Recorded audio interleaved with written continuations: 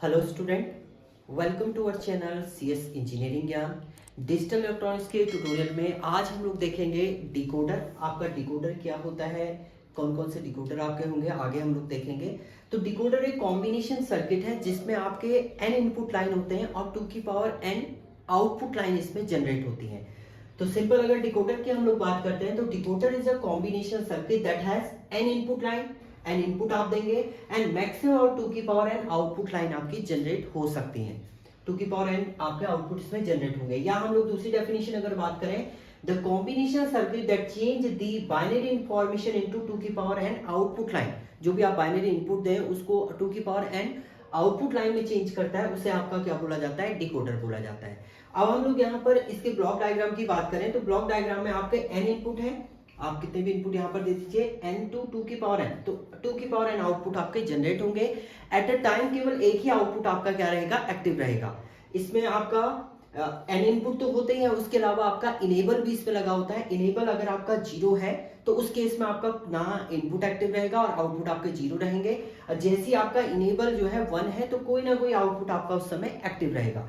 तो इनेबल की कंडीशन यहाँ पर इंपॉर्टेंट रहती है। तो नेक्स्ट में हम लोग देखेंगे आपका कोई एक डिकोडर, हम लोग देखते हैं 3 to 8 लाइन डिकोडर की। हम लोग 2 to 4 लाइन पहले देखते हैं। 2 to 4 लाइन डिकोडर की हम लोग बात करते हैं तो एक डायग्राम हम लोग बनाएंगे यहाँ पर 2 to 4 लाइन डिकोडर का।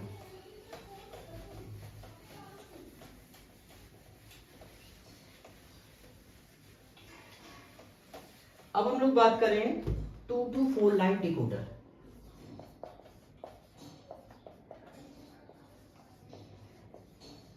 अब 2 to 4 लाइन डिकोडर हम लोग बोल रहे हैं तो पहले हम इसका ब्लॉक डायग्राम क्रिएट करते हैं। अगर आप ब्लॉक डायग्राम की बात करें, इसका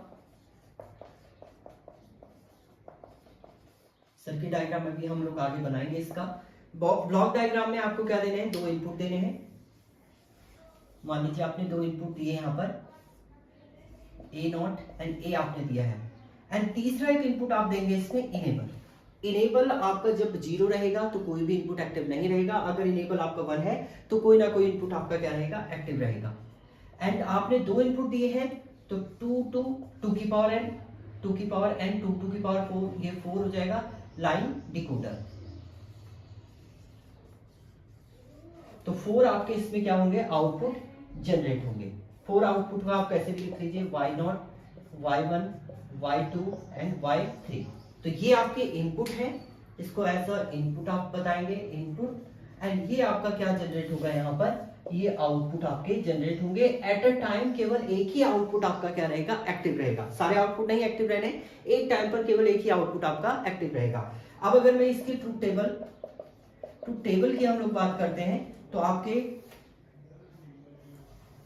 इनपुट एंड आउटपुट की हम लोग बात करेंगे कि आपके इनपुट है और आउटपुट आपके 4 आउटपुट है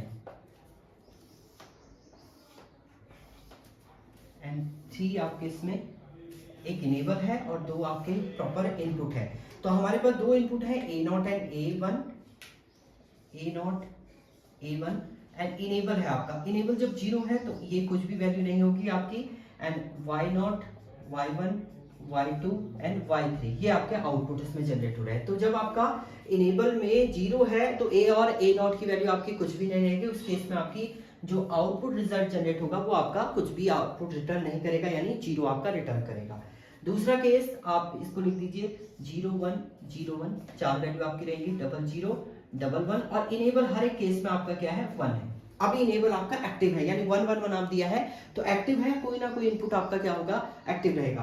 तो जब आपका 0 की केस है तो y1 आपका एक्टिव रहेगा और आपके 0 रहेंगे। दूसरा आपका 1 का केस है तो y1 आपका एक्टिव रहेगा, ये 0 रहेंगे। ये आपका 2 की कंडीशन है तो आपका 2 एक्टिव रहेगा, अदर 0 रहेंगे। ये देखिए ये 3 की कंडीशन है तो आपका थर्ड वाला एक्टिव रहेगा, अदर आपके क्या रहेंगे, 0 रहेंगे। तो ये इसका ट्रूथ टेबल आपका क्रिएट होगा। देखिए अगर आप इसको केवल A0 एंड A1 को देखेंगे, 1 2 से निकालते तो ये 0 है, अगर इसका बाइनरी इक्विवेलेंट निकालेंगे तो 0, तो y0 एक्टिव, ये 1 है, y1 एक्टिव, ये 2 है आपका, y2 एक्टिव एंड ये आपका 3 है, 2 + 1 3 है आपका, तो y3 आपका एक्टिव रहेगा। तो ये इसका क्या हो गया, आपका ट्रुथ टेबल हो गया। ट्रुथ टेबल के बाद हम लोग इसके सर्किट डायग्राम की बात करते हैं, या एक्सप्रेशन आप लिखेंगे तो एक्सप्रेशन कैसे लिखेंगे इसका, ब्लॉक डायग्राम बता देते हैं इसका।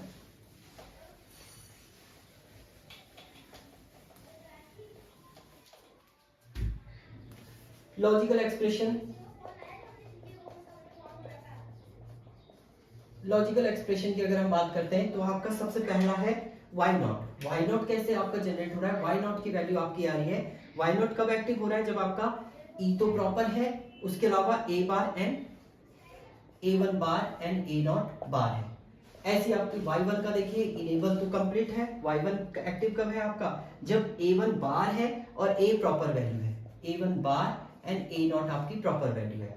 ऐसी Y2 आपका देखिए कब एक्टिव है, इनेबल तो आपका वही है, Y2 आपका ये है जब आपका A1 प्रॉपर है और A0 आपका बार है। और लास्ट आपका Y3 एक्टिव कब हो रहा है, जब आपका इनेबल है A1 एंड A0 दोनों आपके क्या है एक्टिव है।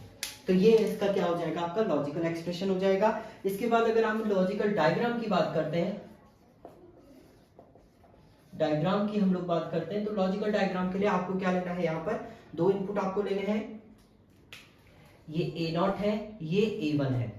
इनेबल तो आपका सब जगह सेम ही जाना है, तो आपने यहाँ पर क्या किया, ये लाइन आपने राइट अप कर दी है, इसमें हम लोग बार भी ले लेते हैं, नॉट आप लगा लीजिएगा, यहाँ पर भी हम लोग क्या ले लेते हैं, नॉट को राइट अप कर देते हैं, नोट आप राइट अप कर दीजिएगा।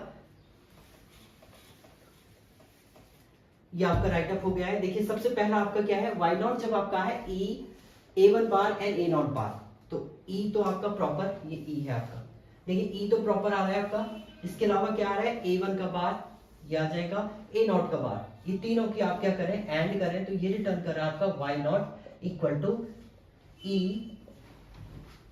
A1 बार A0 बार आपका जनरेट हो गया। दूसरा देखिए Y1 की हम लोग बात करें तो E तो प्रॉपर आ रहा है आपका, ये E हो गया। दूसरा A1 का बार, तो A1 का बार आपका ये है एंड A0 आपका ये हो जाएगा, इसको आप एंड कर देंगे तो ये आपका रिटर्न कर देगा Y1 जो आपकी वैल्यू आ रही है E A1 बार A0। तीसरा देखिए आपका Y2 की बात करें हम, E तो प्रॉपर ही है आपका, इसके अलावा आपने लिया है A1 आपका क्या है, ये A1 है एंड A0 का बार, तो A0 का बार आपका ये वाली वैल्यू है, तो इन तीनों को भी आप क्या करेंगे, एंड कर देंगे, तो ये आपका हो जाएगा Y2, इसको आप लिख सकते हैं E A1 A0 का बार। इसके बाद लास्ट वाली वैल्यू है Y3 आपका E A1 A0, यानी E तो आपका प्रॉपर वैल्यू है, A1 भी आपका प्रॉपर है एंड A0 भी आपका प्रॉपर वैल्यू है, तो यहां पर आपका जनरेट हो गया, ये आपका आ गया है Y3 जिसकी वैल्यू है आपकी E A1 A0। तो ये इसका क्या हो गया, आपका लॉजिकल डायग्राम भी आपका जनरेट हो गया है। तो ये आपका लॉजिकल डायग्राम है इसमें, तो इस टाइप से आप क्या करेंगे, 2 to 4 लाइन डिकोडर जो है आपका जनरेट होगा। सेम अगर आप 3 to 8 लाइन डिकोडर की बात करते हैं तो वो भी ऐसे जनरेट होगा, उसमें आपके 8 आउटपुट जनरेट होंगे, 3 इनपुट होंगे, एक इनेबल होगा एंड उसके थ्रू आप क्या करेंगे, जनरेट करेंगे इसका आउटपुट। तो नेक्स्ट हम लोग देखेंगे उसको 3 to 8 लाइन डिकोडर। तो ये था आपका 2 to 4 line decoder. Thank you student.